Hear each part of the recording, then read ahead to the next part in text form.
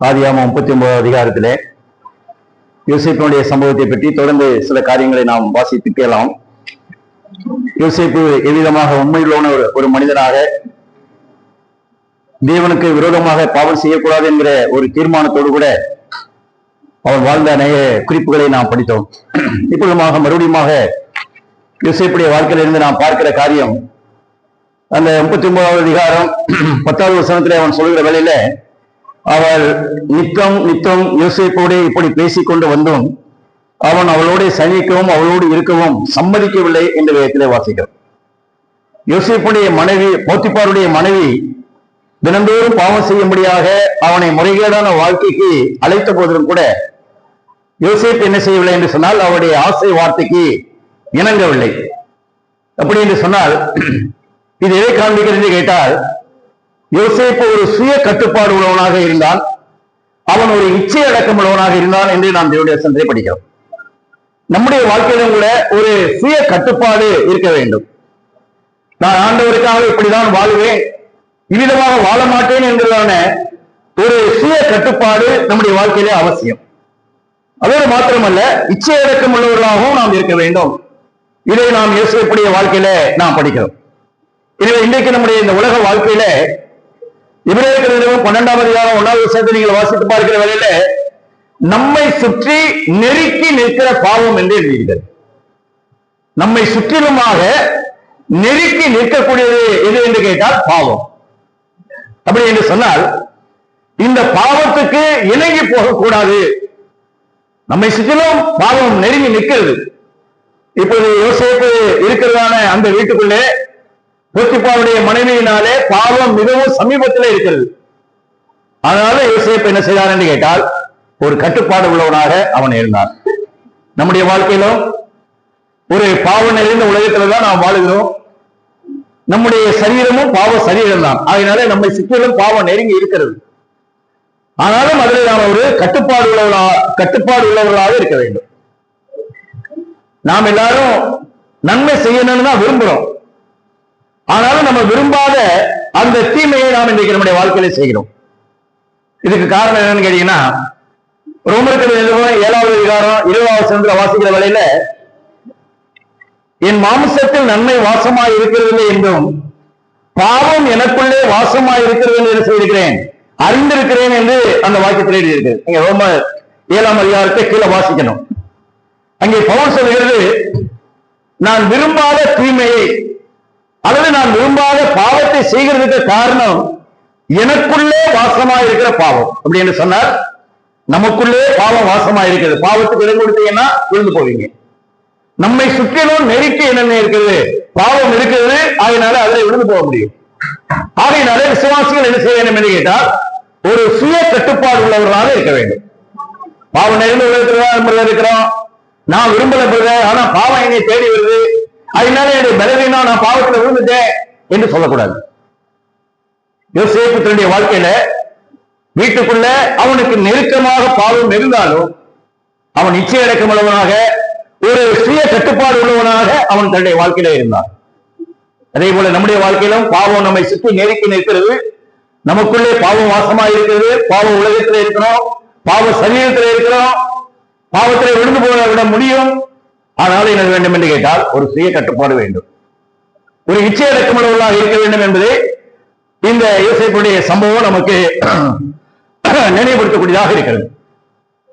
பாவத்துல சந்தோஷம் இருக்கிறது, ஆனால் அது எப்படிப்பட்டது என்று கேட்டால் முக்கியமானது கிடையாது, நிரந்தரமானது கிடையாது.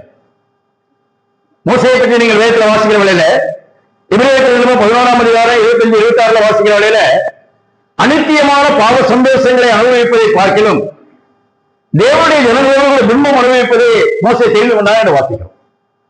வீட்டுல நீங்க படிங்க, நேரம் இல்லாத நான் சொல்றேன். பாவம் அனித்தியமானது. பாவத்துல சந்தோஷம் இருக்குது, ஆனா அது நித்தியமானது கிடையாது, அது அனித்தியமானது. அவையினால அவன் என்ன செய்தான் கேட்டால், யோசேப்பு சுய கட்டுப்பாடு உள்ளவனாக அவன் அந்த பாவத்தை வெறுத்தான். நீங்கள் அதே எபிரேயர்ல வாசிக்கிற வழியில, அனித்தியமான பாவ சந்தோஷங்களை அனுபவிப்பதே மோசே வெறுத்தான். அடுத்து எழுதியிருக்கிறது, இனிமேல் வரும் பலன் மேல் அவன் நோக்கமாய் இருந்தான். அப்படின்னு சொன்னா, இன்னைக்கு நான் செய்த தவறுக்கு அல்லது பாவத்துக்கு என்ன உண்டு, பலன் உண்டு என்று வேதத்தில் படிக்கும். விசுவாசிகள் எல்லாரும் மனப்பாடம் பண்ணணும்.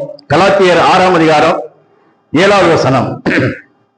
மோசம் போகாதிருங்கள், தேவன் தன்னை பரியாசம் பண்ண விட்டால் மனுஷன் எதை விதைக்கிறானோ அதையே அறுப்பான். இது எல்லாருக்கும் தான், விசுவாசிக்கும் தான். அதனால மோசம் போயிடாதீங்க. பாவம் உங்களுடைய வாழ்க்கையை செஞ்சிடும், மோசம் போய்க்கிறோம். அதே போல நான் ஆண்டவரே பிள்ளை என்று சொல்லி பாவத்தோடு விளையாடி தேவனை பரியாசம் பண்ணாதீங்க. நீங்க எதை விதைக்கிறீங்களோ அதைத்தான் இருப்பீங்க. எனவே யோசேப்புடைய வாழ்க்கையில ஒரு சுய கட்டுப்பாடு இருந்தது. அது ஆண்டவரை நேசித்தான். நான் ஆண்டவரை கனப்படுத்த வேண்டும், நான் ஆண்டவருக்காக ஜீவிக்க வேண்டும் என்கிற நிலைமையில சுய கட்டுப்பாடோடு கூட அவன் பாவத்தை என்ன செய்தான் என்று கேட்டால் எதிர்த்தான். அவர் மாத்திரமல்ல, அவன் சொல்லுகிற காரியம் அந்த 33ஆம் அதிகாரம் 9ஆம் வசனத்துல, இந்த வீட்டில என்னிலும் பெரியவன் யாரும் கிடையாது. அதே போல நீ அவருடைய மனைவியா இருக்கிறபடினாலே உண்மை தவிர வேறொன்றையும் அவர் எனக்கு என்ன செய்யவில்லை, விலக்கி வைக்கவில்லை. அப்படி என்று சொன்னால் தேவனுக்கு உண்மையுள்ளவனாக இருந்தான், போத்திப்பாருக்கு நம்பிக்கையுள்ளவனாக இருந்தான். அவன் சொல்றான், இந்த வீட்டுல என்னை காட்டிலும் பெரியவர்கள் யாரும் கிடையாது. அவர் மாத்திரமல்ல, போத்திப்பார் விலைக்கு வைத்த ஒரே காரியம் நீ அவருடைய மனைவி. உன்னை தொடுவதற்கு, உன்னோடு கூட முறைகேடாக நடப்பதற்கு எனக்கு என்ன உரிமை இல்லை என்கிற நிலைமையில அவன் இருந்தான். யாத்ராம 20:17 படி பிறனுடைய மனைவியை இச்சையாக இருப்பாயாக என்று வேதத்திலே வாசிக்கும். 10 கட்டளையில அது ஒண்ணு. ஆனா யோசேப்புடைய காலத்துல 10 கட்டளை கிடையாது. அதனால அவன் என்ன செய்தார், போத்திப்பாருடைய மனைவி போத்திப்பாருக்கு சொந்தமானவள். எனவே நான் அந்த பாவத்துக்கு உட்பட முடியாது என்று வாசிக்கிறோம். நீதிமொழிகள் 6ஆம் அதிகாரம் 32வது சந்தை வாசிக்கிற வேளையில நேரமாக அப்படின்னா நான் சொல்லுகிறேன். நீதிமொழிகள் 6:32, ஸ்திரீயுடனே உபசாரம் பண்ணுகிறவன் மதிகட்டவன், அப்படிப்பட்டவன் தன் ஆத்மாவை கெடுக்கிறான். அப்ப ஸ்திரீயுடனே அந்த மாதிரியாக உபசாரம் பண்ணுகிறவன் மதிகட்டவன். ஒரு முட்டாள்தனமான ஒரு மதிகட்ட செயலை நான் என்னுடைய வாழ்க்கையை செய்ய மாட்டேன் என்று யோசேப்பு கட்டுப்பாடு உள்ளவனாக இருந்தான். லேவியராம 20வது அதிகாரம் 10வது வசனத்தை வாசிக்கிற வரையில முறைகேடாக நடக்கிற அந்த உபசார காரியம் என்ன செய்ய வேண்டும், 2 பேருமே கொலை செய்யப்பட வேண்டும். அப்ப முறைகேடான வாழ்க்கை, ஒழுக்கம் இல்லாத வாழ்க்கை, உபசாரம் எப்படிப்பட்டது என்று கேட்டால் 2 பேரும் தண்டனைக்குரியவர்கள். அவரு மாத்திரமல்ல, அவர்கள் பூமியிலே கொலை செய்யப்பட வேண்டும். அவ்வளவு கொடூரமான குற்றம் தான் உபசாரம். எனவே யோசேப்பு ஒரு சுய கட்டுப்பாடு உள்ளவனாக இருந்தான், இச்சை அடக்கம் உள்ளவனாக அவன் இருந்தான். ஆவியானவர் அதை நமக்கு எழுதி வைத்திருக்கிறார். அவரு மாத்திரமல்ல, 12வது வசனத்திலே நாம் படிக்கிறோம், அப்பொழுது அவள் அவனுடைய வஸ்திரத்தை பிடித்து அவனை இழுத்ததாக நாம் வீட்டிலே வாசிக்கிறோம். அவன் என்ன செய்தான், தன்னுடைய வஸ்திரத்தை விட்டு விட்டு வெளியே ஓடினான் என்று வீட்டிலே வாசிக்கிறோம். அவள் எல்லோரும் அந்த மாதிரியாக சொல்லி பார்த்தா கேட்கல, அடுத்த சட்டத்துக்கு இழுத்தான். அவன் என்ன செய்தான் என்று கேட்டால் 12வது வசனத்திலே தன்னுடைய வஸ்திரத்தை விட்டு வெளியே ஓடினான் என்று வீட்டிலே வாசிக்கிறோம். அப்ப பரிசுத்தமான வாழ்க்கைக்கு என்ன செய்யணும் கேட்டீங்கன்னா, கரையம் கொடுக்கணும். அந்த பாவ ஏரியாவை விட்டு, அந்த பாவ சூழ்நிலையை விட்டு அவன் என்ன செய்தான் என்று கேட்டால் வெளியே ஓடினான் என்று வேதத்திலே வாசிக்கும். அப்ப நம்முடைய வாழ்க்கையிலும் கூட இந்த இடத்துக்கு போனா இது பாவ ஏரியா, இது பாவ சூழ்நிலை, இது நம்மை பாவத்துக்கு உட்படுத்தும், நம்மை பாவத்துக்கு நடத்தும் என்று உங்களுடைய வாழ்க்கையை அறியக்கூடியவர்களாக இருக்கிறது என்று சொன்னால் அதை விட்டு என்ன செய்ய வேண்டும் என்று கேட்டால் விலக வேண்டும். பாவத்தை விட்டு விலகி ஓட வேண்டும். யோசேப்பு என்ன செய்தான் என்று கேட்டால் ஆவியானவர் எழுதி வைத்திருக்கிறார். அவன் என்ன செய்தான், தன் வஸ்திரத்தை விட்டு வெளியிலே ஓடி போனான் என்று வேதத்திலே வாசிக்கிறோம். இன்றைக்கு விசுவாசிகள் பாவத்தை நெருங்கி போகக்கூடாது. பாவத்தை விட்டு என்ன செய்ய வேண்டும் என்று கேட்டால் ஓட வேண்டும் என்று வேதத்தை வாசிக்கிறோம். யோசேப்பு பழைய ஏற்பாடு காலத்தில் பாவத்தை விட்டு விலகி என்ன செய்தான், அவன் ஓடினான்.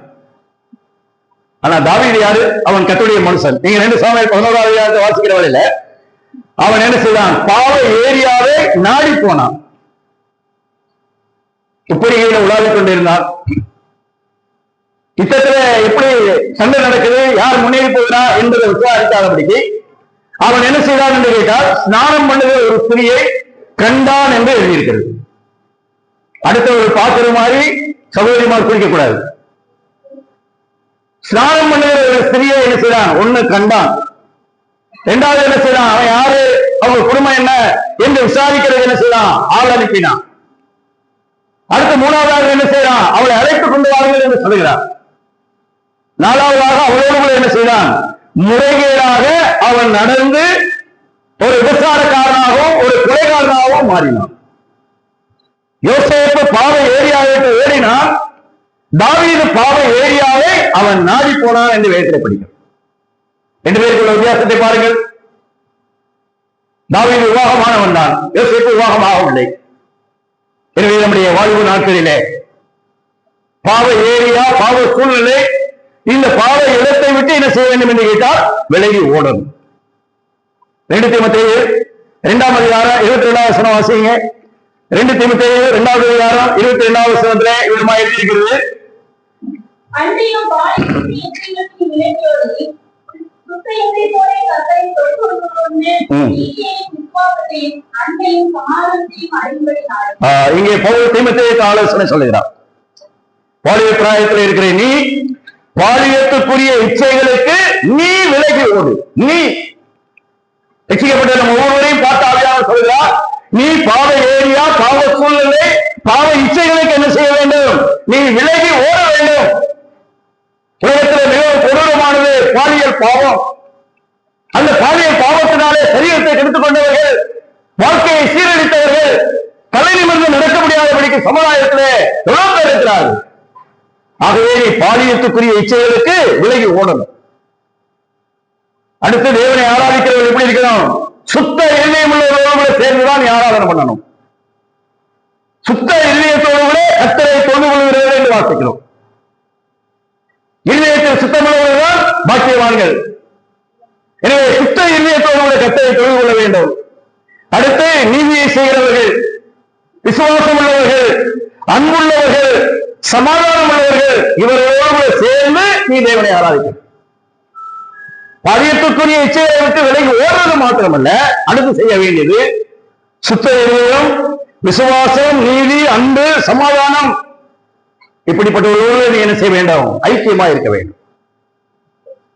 எனவே யோசேப்பு ஒரு கட்டுப்பாடு உள்ளவனாக இருந்தோடு மாத்திரமல்ல, பாவ சரீரத்தை அந்த மாதிரியாக தன்னுடைய வஸ்திரத்தை விட்டு அவன் என்ன செய்தான்? வெளியே ஓடினான் என்று வாசிக்கும். அடுத்து நான் பார்க்கிற குறிப்பு என்னன்னு கேட்டீங்கன்னா, தன்னுடைய சரீரம் யாருக்கு சொந்தமானதுன்னு கேட்டீங்கன்னா தேவனுக்கு சொந்தமானது. நீங்க 1 கொரிந்தியர் 3ஆம் அதிகாரம் 16, 17 நீங்க வாசிக்கிற வேளையில, உங்கள் சரீரமானது தேவனாலே பெற்று உங்களிலே தங்கியும் இருக்கிற பரிசுத்த ஆவியினுடைய ஆலயமாய் இருக்கிறது. நீங்கள் உங்களுடையவர்கள் அல்ல, நீங்கள் பிரயத்துக்கு கொல்லப்பட்டீர்கள். ஆகையினாலே இந்த வசனோட வாசிக்கும்போது 1 கொரிந்தியர் 3ஆம் அதிகாரம் 6ஆம் அதிகாரம் 18, 19. 1 கொரிந்தியர் 6ஆம் அதிகாரம் 18, 19. மனுஷன் செய்கிற எந்த பாவம் சரீரத்துக்கு புறம்பாயிருக்கும். தேசத்தனம் செய்கிறவன் நம் சுயசரின் புறமாக பாவம் செய்கிறான். உங்கள் சரீரமானது நீங்கள் தேவனை பெற்றும் கையில் இருக்கிற பரிசுத்த ஆவியுடைய ஆலயமாய் இருக்கிறது என்றும் நீங்கள் உங்களுடையவர்கள் அறிகிறீர்களா? கிரயத்துக்கு கொல்லப்பட்டீர்களே, ஆகையால் தேவனுடையவர்களாகி உங்கள் சரீரத்தினாலும் உங்கள் ஆவியினாலும் தேவனை மையப்படுத்துங்கள். இதேதான் 1 கொரிந்தியர் 3, 16, 17. இப்ப வாச 1 கொரிந்தியர் 6, 18, 19. இந்த 2 வேத பகுதியில் என்ன எழுதியிருக்கீங்க கேட்டீங்கன்னா, சரீரம் கர்த்தருக்குரியது. சரீரம் கர்த்தருடைய ஆலயம். அந்த தேவனுடைய ஆலயம் எப்படிப்பட்டது? அது பரிசுத்தமானது. நீங்கள் உங்களுடையவர்கள் அல்ல. பாட்டு கூட பாருங்க, மீட்கப்பட்ட பாவி நீ உனக்கு சொந்தம் அல்லவே என்று பாடுகிறோம். எனவே நம்முடைய சரீரம் நமக்கு சொந்தமானதல்ல, அது தேவனுக்கு சொந்தமானது. அதான் அந்த வசனத்தில் எழுதியிருக்கிறது, தேவனுக்கு உடையவைகளாகிய உங்களுடைய சரீரத்தினாலும் உங்களுடைய ஆவியினாலும் தேவன் என்ன செய்யுங்கள்? மகிமைப்படுத்துங்கள் என்று வேதத்திலே வாசிக்கிறோம். எனவே யோசேப்பு சரீரம் தேவன் தங்கக்கூடிய ஆலயம், அது தேவனுக்கு சொந்தமானது, அது பரிசுத்தமாக இருக்க வேண்டும், அதன் மூலமாக தேவனை மையப்படுத்த வேண்டும் என்றுதான் அந்த சிந்தனை அவருடைய வாழ்க்கையில இருந்தது. ஆகையினாலே நம்முடைய சரீரம் தேவனுக்கு சொந்தமானது, அது பரிசுத்தமானது. இந்த சரீரத்தை என்ன செய்யக்கூடாது? தீட்டு கொடுக்க கூடாது. 1 தெசலோனிக்கேயர் 4ஆம் அதிகாரம் 5ஆம் வசனத்தை படிக்கிறோம். அவனவன் தன் சரீர பாண்டத்தை பரிசுத்தமாயும் கனமாய் என்ன செய்ய வேண்டும்? ஆண்டு கொள்ள வேண்டும் என்று அந்த வசனத்தில் இருக்கிறது. அவனவன் நம்முடைய சரீரத்தை பரிசுத்தமாயும் கனமாயும் என்ன செய்ய வேண்டும்? ஆண்டு கொள்ள வேண்டும். ரோமர் 13:16 இருக்கிறது, துர் இச்சைகளுக்கு இடமாக உங்களுடைய உடலை என்ன செய்யக்கூடாது? பேணக்கூடாது என்று தேவனுடைய வசனத்திலே நாம் வாசிக்கிறோம். அப்ப யோசேப்பு சரீரம் தேவனுக்கு சொந்தமானது, அது பரிசுத்தமானது, அதை தீட்டுப்படுத்தக்கூடாது. அப்ப சரீரத்துக்கும் என்ன செய்யணும்? மதிப்பு கொடுக்கணும். இந்த சரீரம் தேவனுக்குரியது. வியாதி வந்துச்சுன்னு சொன்னா அசட்டையா இருக்கக்கூடாது, போய் மருத்துவம் பார்க்கணும். ஏன்? இது தேவனுக்கு சொந்தமான சரீரம், அதனால என்ன செய்யணும்? பாதுகாக்கணும். சுகர் இருக்குது, அந்த மாதிரியாக சக்கரை போட்டு ஜீனி போட்டு என்ன கூடாது? சாப்பிடக்கூடாதுன்னு சொல்லுற வேலையில சோத்திரம் பண்ணிட்டு குடிங்க பிரதர், அது துணிகரம். கட்டுப்பாடு இருக்கணும். என்னுடைய சரீரம் தேவனுக்கு சொந்தமானது, அதனால இந்த சரீரத்தினால நான் என்ன செய்ய வேண்டும்? தேவனை மைமைப்படுத்த வேண்டும். என்னுடைய சரீரமும் தேவனுடைய பார்வையில கனத்துக்குரியது என்றுதான் நிலைமையில செய்ய வேண்டும் என்று கேட்டால் நாம் செயல்பட வேண்டும். எனவே யோசேப்பு சுய கட்டுப்பாடுகளாக மாத்திரமல்ல, பாவ ஏரியாவுக்கு விலகி போனவர்கள் மாத்திரமல்ல, தன்னுடைய சரீரம் தேவனுக்கு சொந்தமானது, ஆகையினாலே அதை என்ன செய்யக்கூடாது? தீட்டுப்படுத்தக் கூடாது என்று சொல்லி தன்னுடைய கற்பை என்ன செய்தார் என்று கேட்டால் காத்துக்கொண்டார். கற்பை என்று சொல்கிற வேளையில தன்னுடைய இருதயத்திலும் மனதிலும் இருக்கிறதான தூய்மை அல்லது சுத்தம், அதான் அங்கே கற்பு. எனவே யோசேப்பு தன்னுடைய வாழ்க்கையில தன்னுடைய சரீர பிரகாரமான நிலைமையை தன்னுடைய கற்பை அவன் காத்துக் கொண்டார். தன்னுடைய சரீரத்தை தீட்டுப்படுத்துவதற்கு அவன் உட்படுத்தவில்லை. ஆனால் தன்னுடைய கற்பை பறிகொடுத்தவர்களை பற்றி பைபிளை படிக்கிறோம். சிம்சோனை பற்றி நீங்க படிக்கிற வேளையில சிம்சோன் அந்த மாதிரி 13, 14, 15, 16 இந்த 4 அதிகாரத்தில் எழுதியிருக்கிறது. பெரிய பராக்கிரமசாலி, ஒரு பெரிய மாவீரர், ஆண்டவருக்காக அநேக பராக்கிரமமான காரியங்கள் செய்தான். ஆனா அடுத்து நீங்க வாசிக்கிற வேலையில நியாயாதிபதிகள் 16, 25 வாசிக்கிற வேலையில சிம்சோன் என்ன செய்தான் என்று கேட்டால் ஒரு வேடிக்கை பொருளாக மாறினான் என்று வாசிக்கிறது. ஒரு தேவனுடைய மனுஷனை அழைத்துக் கொண்டு வந்து அவனை வேடிக்கை காட்டும்படியாக சொன்னார்கள், அவன் வேடிக்கை காட்டுதான் என்று எழுதியிருக்கிறது. காரணம் என்ன? மாமிச இச்சைக்கு இடம் கொடுத்ததுனாலே, தன்னுடைய சரீரத்தை பாவத்துக்கு விட்டு போட்டதுனாலே ஒரு மாவீரன் ஒரு வேடிக்கை பொருளாக அவன் மாறிவிட்டான். காரணம், அவனுடைய வாழ்க்கையிலே சரீரத்தை பரிசுத்தமாய் காத்துக் கொள்ளவில்லை. ஆகையினால அவன் வேடிக்கை பொருளாக மாறினான். அதே போல தாவீதை பற்றி படிக்கிற வேளையில தாவீதும் தன்னுடைய சரீரத்தை செய்தான், கரைப்படுத்தினான். ஆண்டவருடைய பாவத்தை எல்லாம் மன்னித்தார், அது உண்மைதான். ஒரு வசனம் படிங்க, 1 ராஜாக்களுடைய புத்தகம் 15ஆவது அதிகாரம் 5ஆவது வசனத்தில் விதமாய் படிக்கிறோம் பாருங்கள். 1 ராஜாக்கள் 15ஆவது அதிகாரம் 5ஆவது வசனம். வாசிங்கதான்.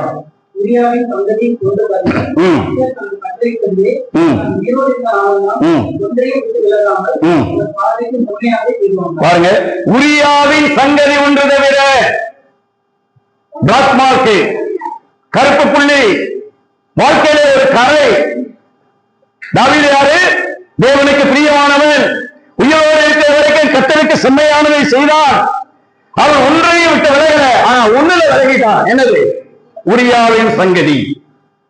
அடுத்தவன் முன்னாடியே அவரோடு முறைகேடாக பாவம் செய்தான், அதை மறைப்பதற்காக அவன் கொலை செய்தான். அருமையான சகோதரனே, சகோதரியே, ஆண்டவருடைய பாவத்தை எல்லாம் மன்னிப்பார்கள் மட்டுமே கிடையாது, ஆனால் உன்னுடைய வாழ்க்கையில கரையாயும். சகோதரி ரொம்ப நல்லவா, ஆனா புத்தகத்தை கீழ்ப்படிய மாட்டா, கரை. எப்ப சண்டை வந்தாலும் பயந்துட்டு ஓடிடுவான். சகோதரர் ரொம்ப நல்லவா, பிரச்சனை வந்தாலும் கொண்டாடியை போட்டு அடிப்பாரு, காயப்படுத்துவாரு. வாழ்க்கையில கரையாயிடக்கூடாது. ஆண்டவர் பாவத்தை மன்னிக்கிறது உண்மைதான், ஆனால் வாழ்க்கையில கரைப்பட்டு ஆவியானவர் எழுதிட்டார். உரியாவின் சங்கதி ஒன்று நல்லவன் தான், உத்தமமானவன் தான், செம்மையானவன் தான், உயிரோடு இருக்கிற வரைக்கும் பார்வைக்கு நலமான விஷயம். வாழ்க்கையை கரைப்படுத்திடாங்க. பைபிள்ல கரைப்பதால வாழ்க்கை வாழ்ந்தவர்கள் 2 பேர், ஒன்னு யோசிப்பு, இன்னொன்னு தானியேல். 2 பேரும் வாழ்ந்தவர்கள். ஒரு கரைபடாத வாழ்க்கை வாழ்ந்தார்கள். பாவமில்லாத வாழ்க்கை இல்ல, அவர்கள் பாவம் செய்ய முடியும், ஆனால் குற்றப்படுத்த முடியாத கரைபடாத வாழ்க்கை வாழ்ந்த 2 நபர்கள் தான் யோசேப்பும் தானியேலும். அருமையானவர்களே, உங்களுடைய வாலிப வயதிலே வாழ்க்கையை கரைப்படுத்தி விடாதீர்கள். ஒரு கரைபடாத வாழ்க்கை வாழ வேண்டும், நம்முடைய கற்பை என்ன செய்ய வேண்டும், அது மாதிரியாக காத்துக்கொள்ள வேண்டும். தேவன் அதை எதிர்பார்க்கிறார். அடுத்து யோசேப்புடைய வாழ்க்கையிலே அவன் எப்படிப்பட்டவனாக இருந்தான்? உண்மையுள்ளவனாக இருந்தான். நீங்க அந்த வீட்டுல போய் 1 தெசலோனிக்கர் 5:23, 2 Corinthians 7:1 வாசிக்கிற வேளையில, மாமிசத்திலும் ஆவியிலும் உண்டான எல்லா அசூசியும் நீங்க பரிசுத்தமாகுதலை தேவ பயத்தோடு என்ன செய்யுங்க, பூர்ணப்படுத்துங்க. கர்த்தராகிய இயேசு கிறிஸ்து வரும்போது உங்களுடைய ஆவி, உங்களுடைய ஆத்மா, உங்களுடைய சரீரம் என்ன செய்யணும், குற்றமற்றதாக காக்கப்படணும் என்று வேதத்தில் எழுதியிருக்கிறது. எனவே சரீரம் கர்த்தருக்கு சொந்தமானது, அதை பரிசுத்தமாக கனமாக ஆண்டு கொள்ள வேண்டும். அடுத்து இயேசுடைய வாழ்க்கையை நான் பார்க்கிறது, அவன் தேவனுக்கு உண்மையுள்ளவனாக இருந்தான். தேவனுக்கு முன்பாக அவன் என்ன செய்தான் என்று கேட்டால், தன்னுடைய உத்தமத்தில் என்ன செய்தான், உறுதியாக இருந்தான். அவன் தன்னுடைய உத்தமத்திலே, தன்னுடைய உண்மையிலே அவன் என்ன செய்தான் கேட்டால் உறுதியாக இருந்தான். ரட்சிக்கப்பட்ட பிறகு உங்களுடைய வாழ்க்கையில ஒரு தீர்மானம் வேணும், ஒரு உறுதி வேணும். நான் தேவனுக்கு சொந்தமானவன். யோசேப்பை போல, தானியேலை போல, ஆண்டவரே ஒரு கரைபடாத வாழ்க்கை, ஒரு உண்மையுள்ள வாழ்க்கை, ஒரு உத்தமமான வாழ்க்கை, உங்களுடைய நியாயத்துக்கு முன்பாக நிற்கிற வேளையிலே நீர் என்னை பார்த்து நல்லது உத்தமமும் உண்மையுள்ள விசுவாசியே, நல்லது உத்தம உண்மையுள்ள ஊழியக்காரனே, நல்லது உத்தம உண்மையுள்ள மூப்பரே என்று சொல்லக்கூடிய நிலைமையில ஆண்டவருக்கு உத்தமமானவர்களாக நம்முடைய உத்தமத்தில் எப்படி இருக்க வேண்டும் என்று கேட்டால் உறுதியாக இருக்க வேண்டும். கொஞ்சத்துல உண்மையா இருந்தா தான் அநேகத்துல அதிகாரியாக முடியும். உக்ரானக்காரன் உண்மையுள்ளவராக காணப்படுவது அவசியம். தேவரே உள்ளத்தில் உண்மையா இருக்க விரும்புகிறீர், நீ மரண வரையில் என்ன செய், உண்மையா இரு. கிறிஸ்துவுடைய நியாயத்துக்கு முன்பாக நிற்கிற வரையில தெய்வம் நம்முடைய உண்மைக்கும் நம்முடைய உத்தமத்திற்கு தான் செய்வார், ரிவார்டு கொடுப்பார். எனவே யோசேப்பு தன்னுடைய வாழ்க்கையில உத்தமத்திலே அவன் உறுதியாக இருந்தான் என்று வாசிக்கும். அவன் அவிதமாக இருந்தான், சட்டை விட்டுட்டு வெளியில ஓடினான். ஆனால் போத்திபாருடைய மனைவி என்ன சொன்னான்? 14வது வசனத்திலிருந்து 18வது வசனம் வரைக்கும் வாசிக்கிற வேளையில அவ பிழைக்க மாத்தி போட்டான். இவன் தினமும் என்ன செய்தான், என்னோட கூட அந்த மாதிரியாக செல்விசம் பண்ணினான், என்னை பாவ வாழ்க்கைக்கு அந்த மாதிரியாக அழைத்தான். பாருங்க, நீங்க வீட்டுக்குள்ள வந்து இந்த இவரே பையன் எப்படி எல்லாம் செய்யறான் என்று சொல்லி அவன் என்ன செய்தான், அந்த மாதிரியாக அவள் மாத்தி சொன்னான். போத்திபார் கூட அது என்னன்னு அவன் விசாரிக்கல. ஆனால் அவனை பிடித்து என்ன செய்தான் என்று கேட்டால் அந்த மாதிரியாக சிறையில் அடைந்ததாக நான் வேத்திலே பார்த்தேன். இந்த வேத பகுதியை நீங்க கீழே படிக்கிற சமயத்துல 14ல இருந்து படிக்கிற சமயத்துல போத்திபாருடைய மனைவிதான் பதறினாலே தவிர யோசேப்பு என்ன செய்யல, பதறவே இல்லை. பரிசுத்தம் என்னைக்கு பதறாது, உண்மை என்ன செய்யும், என்னைக்கு என்ன செய்யாது, வாதாடாது.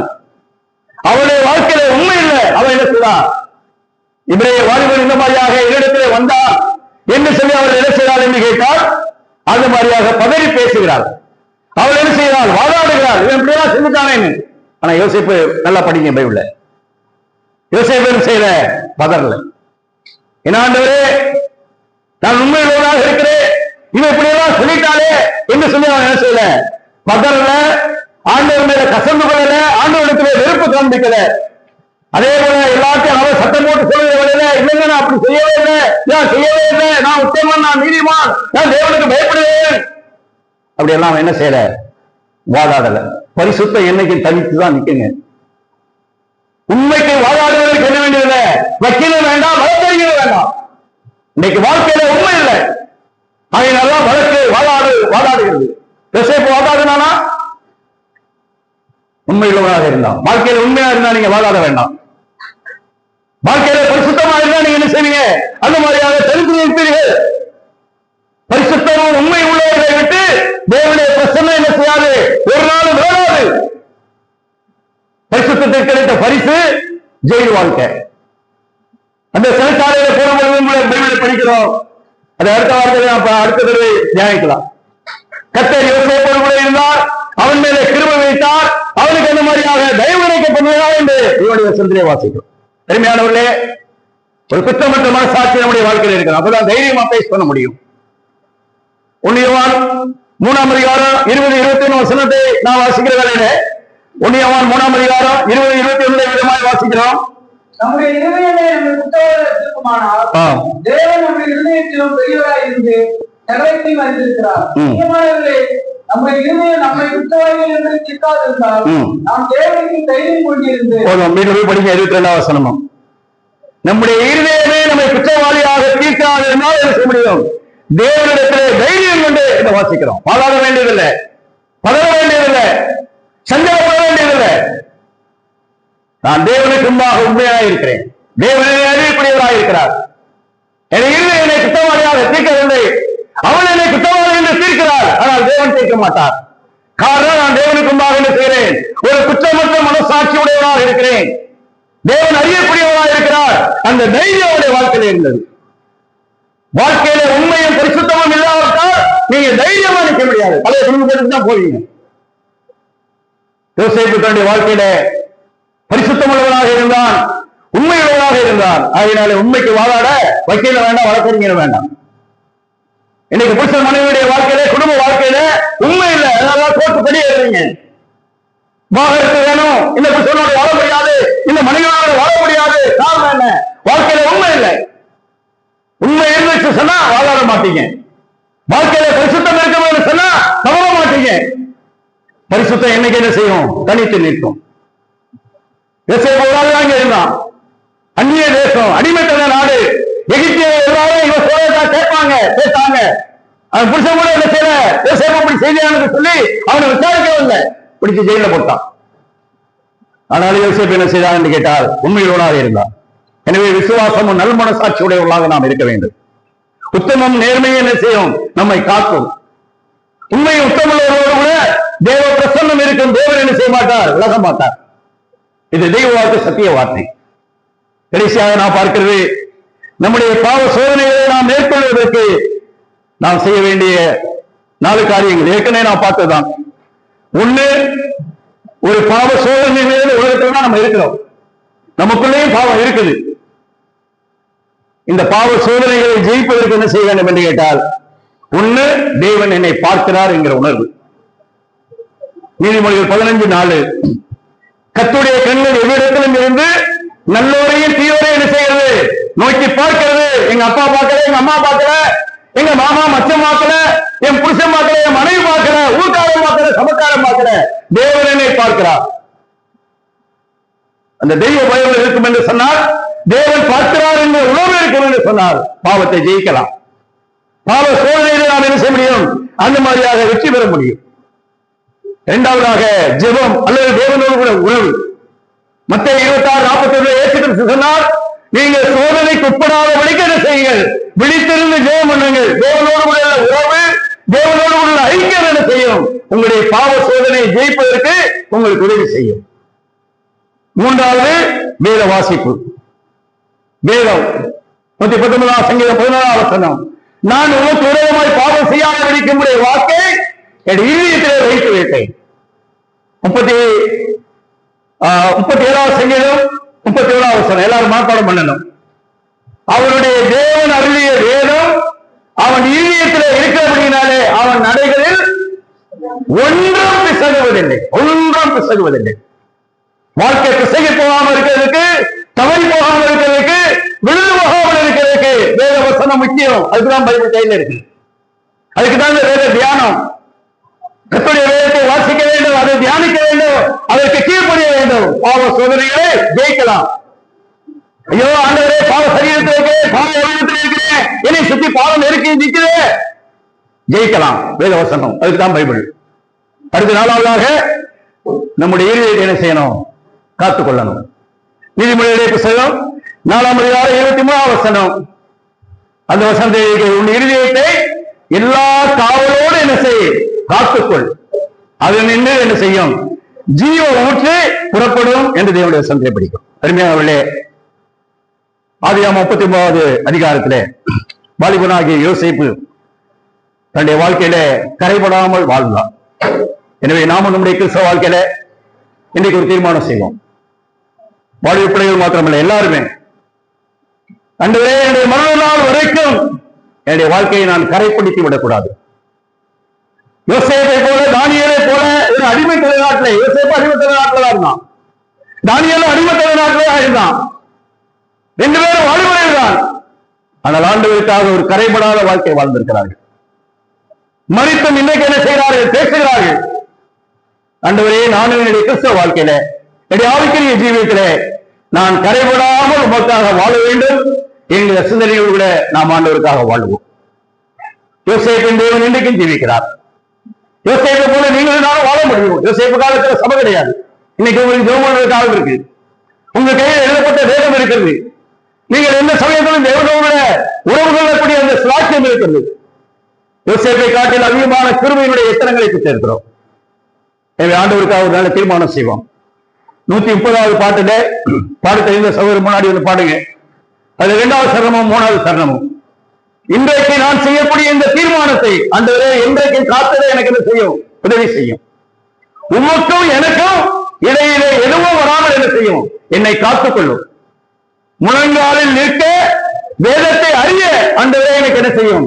கிருபைதாரும் என்று மக்கள் தன்னுடைய வாழ்க்கையில உண்மையாய் பாடுகிறது போல நாம் யாவரும் எழுந்து நின்று 330வது பாட்டிலே 2வது சரணத்தையும் 3வது சரணத்தையும் சகோதரர் பாடி ஜெபித்தை கொடுத்து படிக்கலாம்.